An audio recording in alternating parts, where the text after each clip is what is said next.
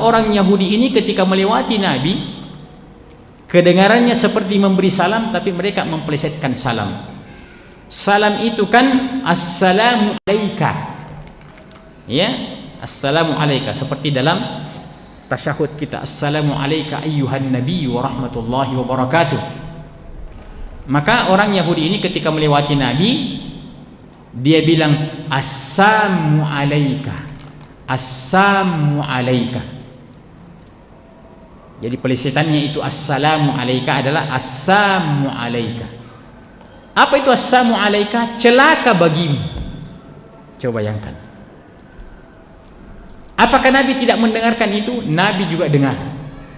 Tapi di sampingnya ada istri beliau Aisyah, itu lebih jelih lagi pendengarannya, lebih tajam lagi pendengarannya, makanya dia yang pertama keberatan. Ya, istilah kita, dia yang pertama meledak. Maka Aisyah mengembalikan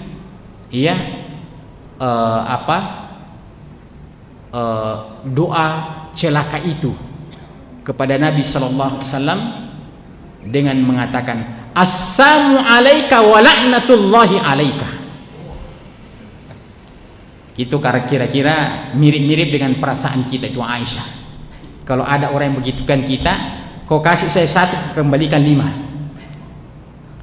Padahal orang itu cuma mengatakan assalamu alayka, Aisyah mengatakan assalamu alayka wa la'natullahi alayka, celaka kau, mampus. Kira-kira kalau kita bahasakan begitu. Maka Nabi adalah orang yang memiliki akhlak terhadap kawan dan lawan, harus mencontohkan kepada Aisyah. Maka Nabi mengatakan mahlan ya Aisyah, mahlan ya Aisyah, pelan-pelan wahai Aisyah. Dibilang kenapa? Nah, dia kata-kata kita tadi itu, iya, naik emosinya Aisyah.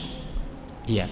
Dan mestinya para istri memang memiliki sifat yang seperti itu ketika suaminya dihina-hina oleh orang lain.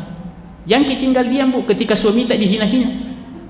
Tapi bagaimana cara Nabi SAW mengarahkan akhlaknya Aisyah yang kurang pas karena memberikan sesuatu yang lebih, membalas sesuatu yang lebih.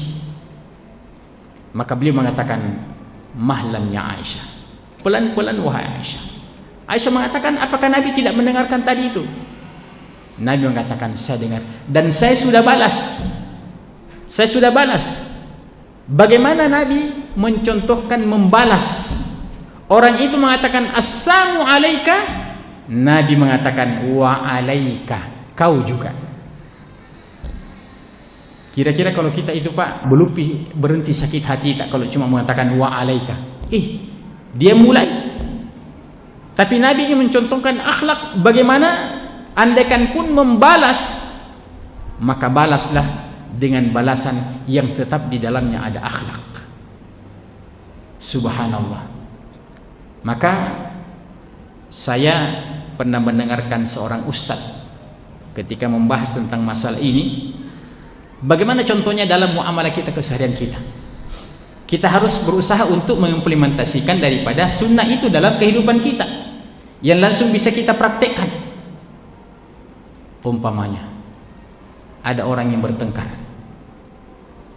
Biasanya kalau kita itu menyebutkan hewan-hewan tertentu seperti anjing, itu sudah kasar sekali, Pak. Kalau ada orang kata kita anjing lu, itu sudah luar biasa itu, Pak. Sudah luar biasa. Maka bolehkah membalas keburukan itu dengan keburukan? Jawabannya boleh. Boleh. Iya. Walaupun yang lebih afdal adalah memaafkan. Tapi itu adalah takwa yang tingkat tinggi. Itu adalah takwa yang tingkat tinggi. Di sini ada opsi. Boleh Anda membalas dan Anda tidak berdosa. Yang tidak boleh itu adalah ketika Anda melampaui daripada apa yang orang lakukan pada Anda. Umpamanya orang mengatakan anjing lu, nah, kita bilang kau anjing rabies. Itu sudah zalim, itu sudah zalim. Karena ketika orang bilang kita anjing, tidak ada rabiesnya. Kenapa ketika Anda kembalikan, Anda mengatakan Anda anjing rabies, anjing gila kamu? Begitu juga kira-kira ketika Aisyah mengatakan assalamu alaika wa la'natullahi alaika. Tidak ada kata-kata wa la'natullahi alaika ketika orang itu mencaci maki daripada Nabi sallallahu alaihi wasallam.